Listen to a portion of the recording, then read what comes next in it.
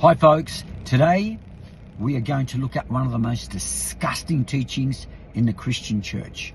Redemption through the blood of Jesus.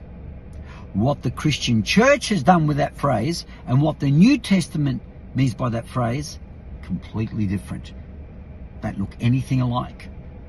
We start off with the assumption that the word redeem means a ransom price is paid and required to set a slave or captive free. It can mean that. Even in the Bible it can mean that.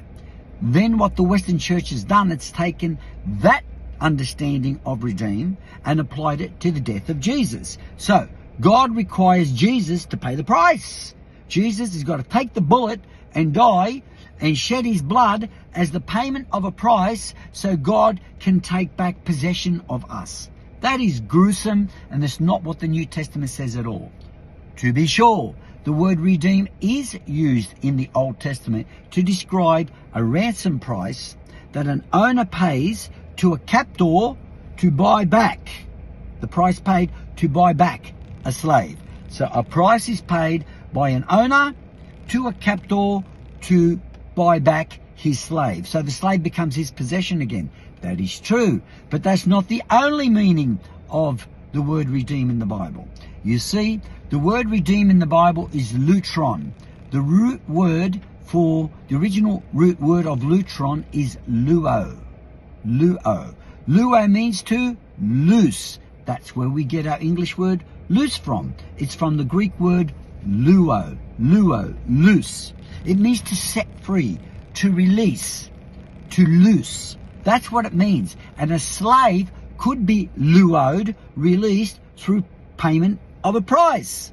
But it's not the only way a slave could be luoed or released. Sometimes jailbreak, bust them out of prison and not pay a price.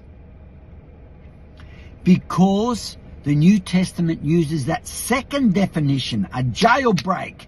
Jesus lured us. He released us. He set us free from the captivity of Satan. He didn't pay Satan a price. It's disgusting. There was no price paid. Jesus did a jailbreak. He lured us. He loosed us from prison. And that's how redeem is applied to the death of Jesus. I will demonstrate this now.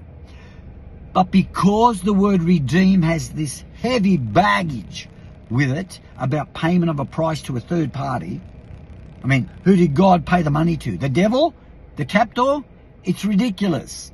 But because the word redeem carries that heavy payment of a price baggage, modern translations don't use the word redeem anymore. Listen to this, Galatians 3:13. Luo. In Galatians 3:13, more older translations say this: Christ redeemed us from the curse of the law. Redeemed. See? God paid a price to set us free. He redeemed us. Look at newer translations. The NMB, the New Matthew Bible, says this: but Christ has not redeemed us, Christ has delivered us from the curse of the law.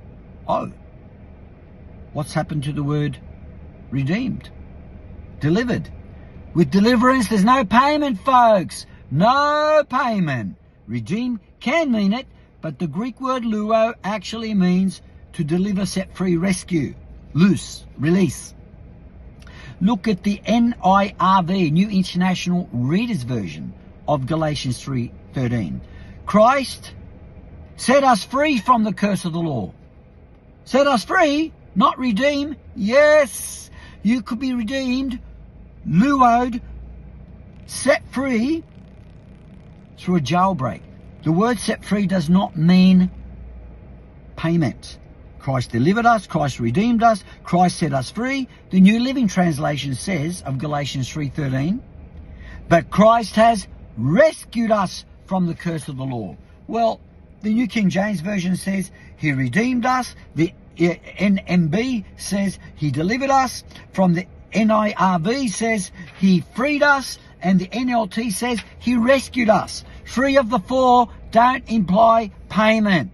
And the newer translations have avoided the word redeem because it means, to our Western thinking, it means the payment of a price. So point number one I want to make is the original Greek word translated redeem at a root level means to luo, to loose, to set free. And you can be set free, payment of a price, that's redeemed. Or you can just be set free, delivered, and rescued through a jailbreak. This is part one in this series. Please tick like, give me a thumbs up, receive notifications, and share if you can, and we'll get this message out to the world. God bless you. Part two coming.